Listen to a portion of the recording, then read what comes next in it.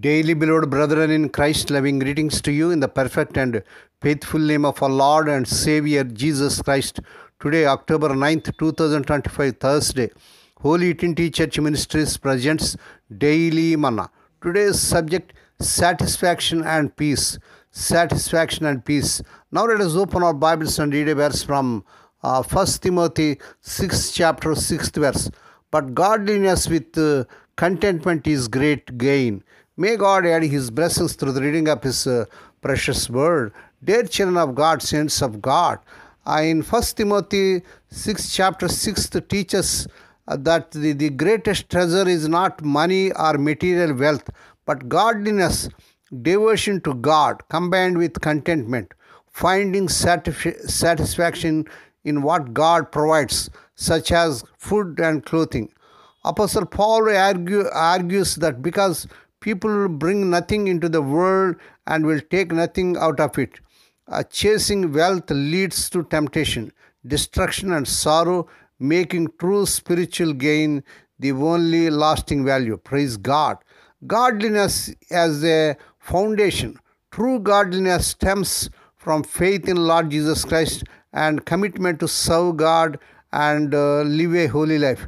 Contentment as a core principle. Contentment is the ability to be satisfied with what one has, particularly basic necessities like food and clothing, instead of constantly desiring more.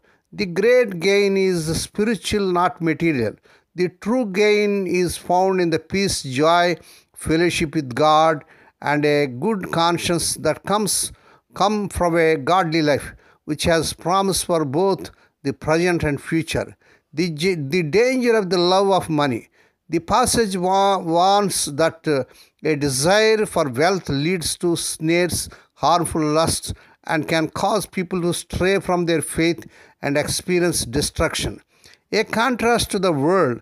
The verse contrasts the material pursuit of the world, which are fleeting, with the enduring spiritual richness of a life lived in devotion to God and contentment with His provision. In summary, instead of pursuing wealth, the verse encourages a focus on a life of devotion to God, accompanied by the wisdom to find satisfaction in what is truly essential. Recognize that these spiritual blessings offer a greater and more lasting treasure than any material possession. I am usually restless and dissatisfied when I decide to do many things that have been promised to be fulfilled in the world.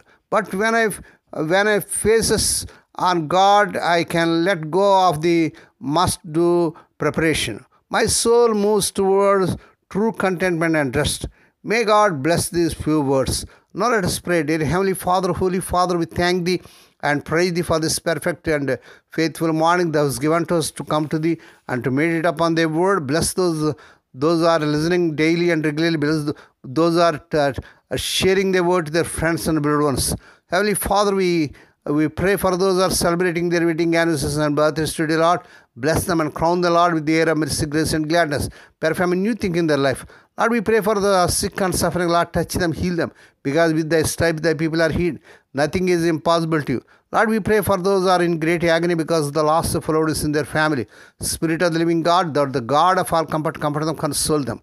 Lord, we pray, let the unmarried youngsters get married in this month, they desire in Lord Jesus' powerful name. We ask the Lord that this week the unemployed youth may be given employment beyond their eligibility.